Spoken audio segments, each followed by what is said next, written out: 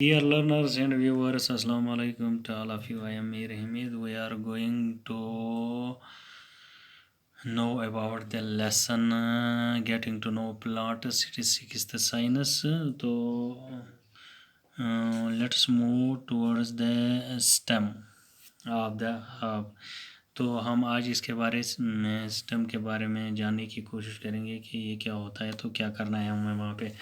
तो हमें करना है स्टेम जो है इसका हर्ब प्लांट का, तो इसको रूट वगैरह वहाँ पे इसको काटने हैं। तो बाकी जो स्टेम वहाँ पे रहेगा उसको क्या करना है, एक गिलास हमें लाना है, उसको 1/3 वाटर उसमें डालना है। वाटर के बाद उसमें रेड इंक के ड्रॉप्स, चंद ड्रॉप्स डालने हैं। उसमें डालने के बाद हमें ऐसा करना है, तो हम उसको रखेंगे गिलास में।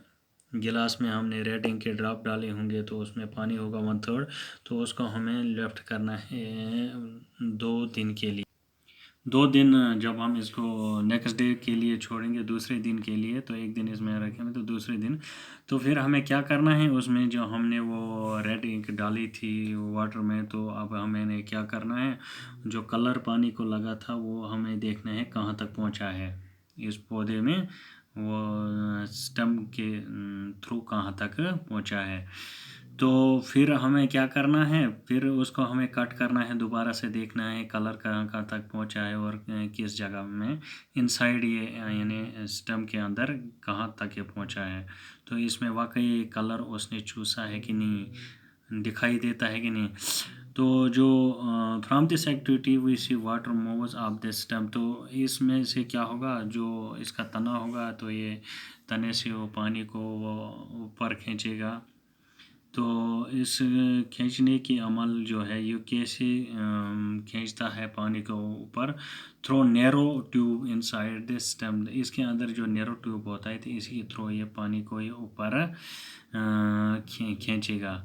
तो इसी तरह से अगर हम हर्ब के दूसरे प्लांट देखेंगे, जैसे वाइट फ्लावर वगैरह जो होते हैं, उनमें वो कलर कैसे आता है। वाइट फ्लावर को हम डालेंगे गिलास में और उसके रेड इंक वहाँ पे डालेंगे हम उसमें भी, तो वाटर में, तो वहाँ पे क्या अमल होगी, तो उसमें भी यही होगा कि कलर जो होगा वो स्टेम के थ्रू से धीरे धीरे ऊपर ब्रांचों तक, जो इसकी शाखें होंगी वहाँ तक पहुँच जाएगा।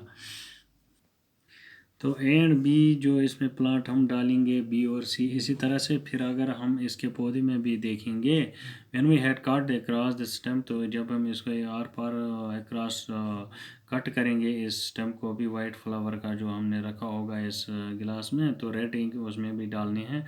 तो स्पॉट उसके दबे वगैरह हम जो कलर होगा रेड वो स्टेम में हमें नज़र आएगा। तो ये किस वजह से, इसमें जो होती है narrow tube inside the stem, इसकी नैरो ट्यूब इनसाइड की वजह से ये पानी रेड इंक को जो पानी के साथ मिला था उसको वो चढ़ाएगा। तो कट करने से हमें मालूम होगा कि स्टेम में वाकई जो रेड इंक है वो दाखिल हुई है।